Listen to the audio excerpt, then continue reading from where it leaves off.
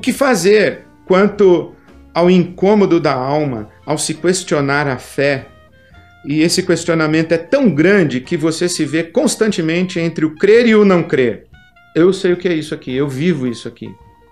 Eu tenho essa experiência, essa angústia da alma e esse turbilhão de perguntas e um monte de questões que quando eu começo a pensar sobre elas, por exemplo, sobre o céu, pensar sobre o inferno, como é a vida depois da morte, essas coisas não batem para mim. Pensar sobre o mistério de Deus e da Trindade, pensar sobre a repercussão da oração, pensar sobre o sofrimento da pessoa inocente, pensar até nos critérios para a gente dizer quem é inocente e quem não é. Tem tanta pergunta que eu faço que eu vivo esse dilema constante entre o crer e o não crer. Mas eu entendi também que o dilema entre o crer e o não crer, ele facilmente escorrega para o dilema entre o entender e o não entender.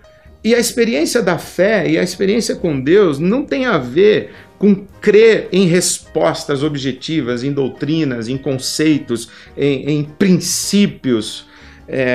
A experiência da fé tem a ver com relacionamento com uma pessoa.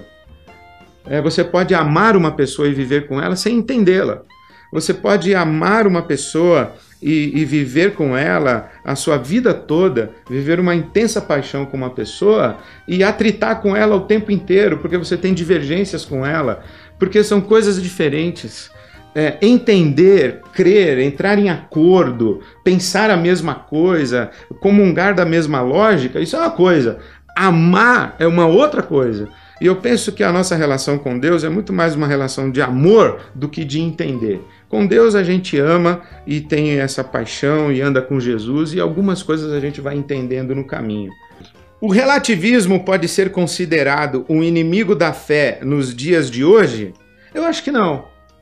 Eu acho que é bom. O relativismo foi uma das melhores coisas que aconteceu pra gente. A pós-modernidade foi uma das melhores coisas que aconteceu pra gente. A modernidade é que eu acho que era inimiga. Porque a modernidade dizia o seguinte, existe uma verdade, a gente consegue chegar nessa verdade através da razão humana.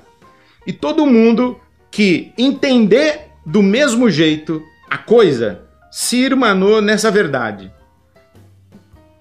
Isso é modernidade. Chegar numa verdade absoluta a partir da lógica da racionalidade. Nada mais distante do evangelho do que isso. Por isso que o evangelho não é apropriação racional. O evangelho é revelação. Por isso que o evangelho não é crença em verdades propositivas, doutrinas, conceitos. O evangelho é relação com uma pessoa.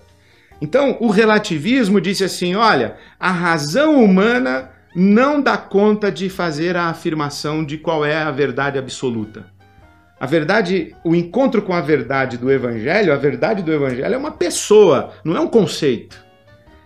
Então, a partir do momento em que eu olho com desconfiança para um sujeito que diz uma verdade, eu digo, olha, essa é uma possível leitura da verdade, essa aqui é outra possível leitura da verdade, a minha é outra possível leitura da verdade, e quando tudo isso está na mesa, quando as pessoas são honestas na busca de uma verdade, e elas estão testemunhando entre si, compartilhando entre si o que elas pensam a respeito da verdade, aí está um espaço onde o Espírito de Deus pode revelar a verdade.